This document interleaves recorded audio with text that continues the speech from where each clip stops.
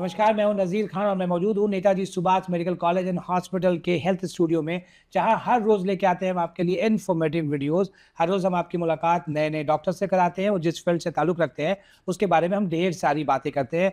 हर रोज़ हम नए डॉक्टर्स को इसलिए बुलाते हैं कि अगर आपको कोई मर्ज़ है, बीमारी है, उसके बारे में आपको ज़्यादा से ज़्यादा इन्फॉर्मेटिव वीडियोज़ और जानकारी दे सकें। आज हमारे साथ Netaji Subhash medical college and hospital के स्टूडियो में मौजूद हैं डॉक्टर फरीद, जो कि नेफ्रोलॉजिस्ट हैं। डॉक्टर फरीद, आपका बहुत-बहुत स्वागत है हमारे इस प्रोग्राम में।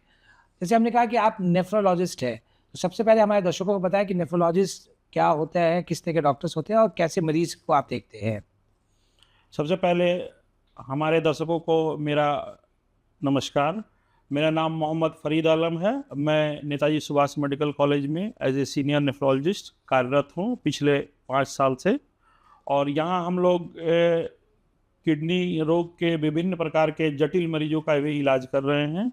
हमारे यहाँ सभी प्रकार की किडनी से रिलेटेड सुविधाएं मौजूद हैं, जिसमें हम लोग डायलिसिस कर रहे हैं, आईसीयू की सुविधा मौजूद है, ओटी की सुविधा मौजूद है और बाकी ओपीडी में हम लोग लगातार मरीज देख रहे हैं। और 3000 से ऊपर डायलिसिस हम लोग कर चुके हैं नेताजी सुभाष मेडिकल कॉलेज में और लगातार हम लोग कार्यरत हैं। हमारे पास 8 से 9 मशीनें 24 घंटा कार्यरत रहती हैं और हम लोग विभिन्न प्रकार के मरीज जिनका किडनी से रिलेटेड समस्याएं उत्पन्न होती हैं, उसका हम लोग इलाज करते हैं। जैसे डॉक्टर फरीद, आपने कहा कि यहाँ पे कंटिन्यूसली 24/7 डायलिसिस होता है मरीजों का जी। और हमारे पास एक पूरी टीम है जो काम कर रही है, ख़ासतौर पे जो नियरेस्ट जो भी आसपास के लोग हैं या जो यहाँ पे रहते हैं, जो भी आके यहाँ पे इलाजत हैं।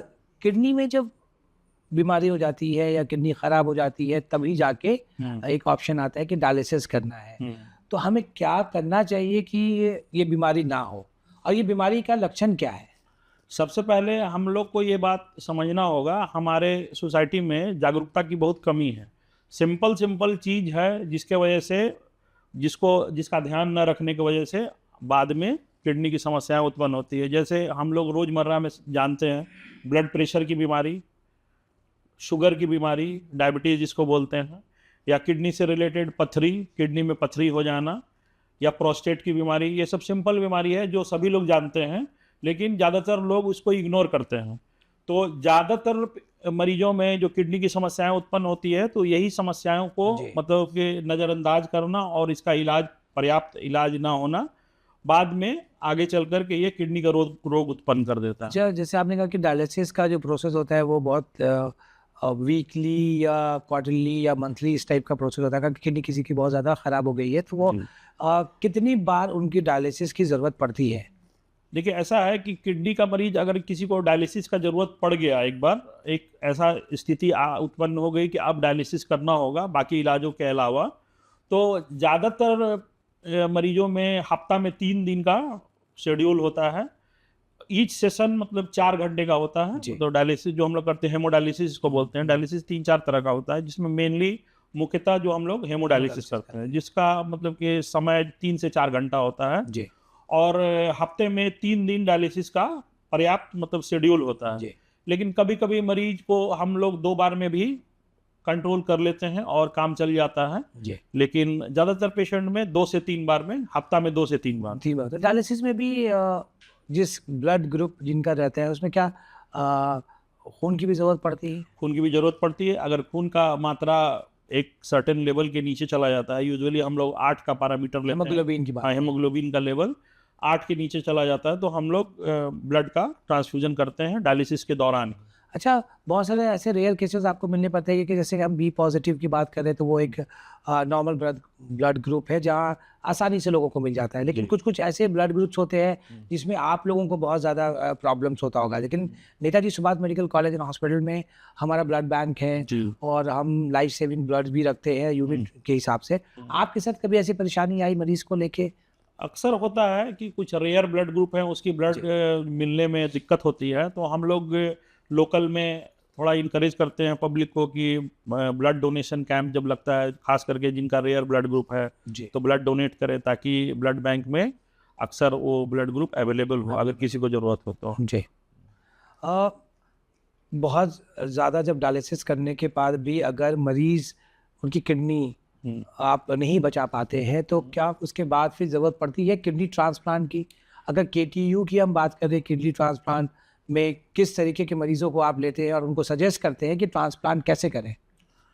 देखिए, उसमें पेशेंट को ये कैटेगराइज़ करना पड़ता है, ख़ास करके अगर किसी यंग एज के पेशेंट को, मतलब बिलो 50 50 से कम एज का अगर मरीज़ ऐसी परिस्थिति उत्पन्न हो गई कि जिसको अब डायलिसिस पर ही रहना है, सिर्फ दवा से और डायलिसिस के सपोर्ट से वो ठीक नहीं होने वाला है, जी। अब उसको लाइफ लॉन्ग डायलिसिस की ज़रूरत है, तो हम लोग सजेस्ट करते हैं ट्रांसप्लांट के लिए।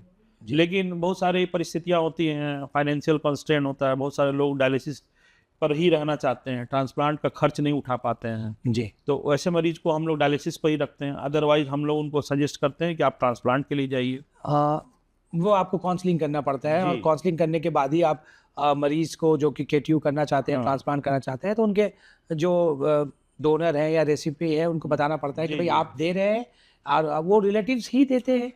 ज़्यादातर किडनी ट्रांसप्लांट का ये सीन है कि ट्रांसप्लांट सक्सेसफुल होना और ना होना इस बात पर भी निर्भर करता है कि जी। ट्रांसप्लांट के लिए रेसिपिएंट रेसिपिएंट कौन? जो तो मरीज है, लेकिन डोनर कौन है? जी। डोनर मोस्टली अगर फर्स्ट डिग्री रिलेटिव होगा, जैसे भाई बहन, माता पिता, बेटा बेटी, Successful। हाँ, ये 6 जो है फर्स्ट डिग्री रिलेटिव कहलाते हैं, तो इनका ट्रांसप्लांट ज़्यादा पॉसिबिलिटी रहता है सक्सेसफुल होने का। जी। बाकी लोग भी दे सकते हैं, लेकिन उनका रिजेक्शन का पॉसिबिलिटी ज़्यादा रहता है ज़्यादा कंपेयर रहता टू। है। जी।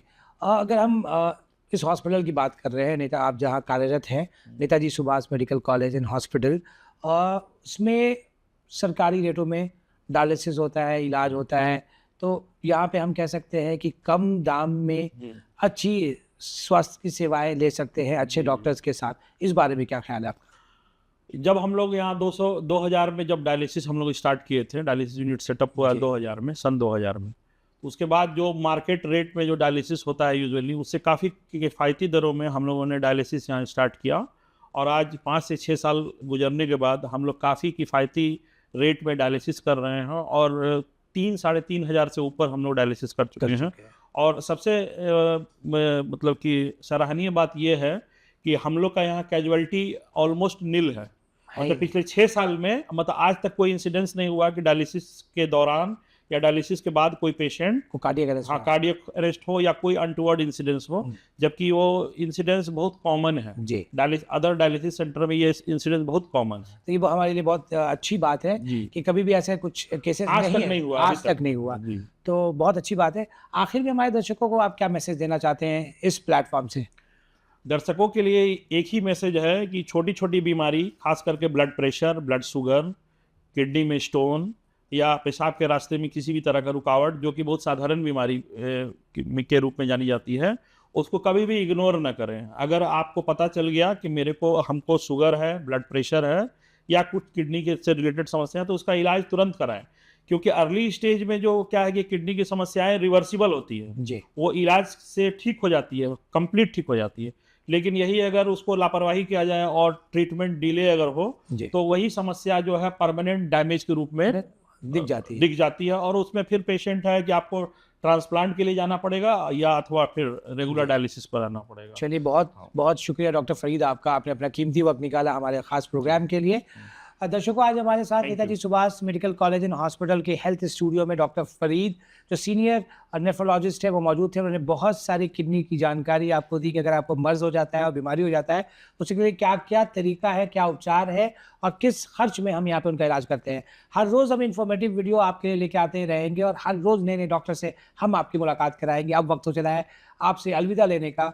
मुझे यानी नज़ीर खान को दीजिए इजाज़त। नमस्कार।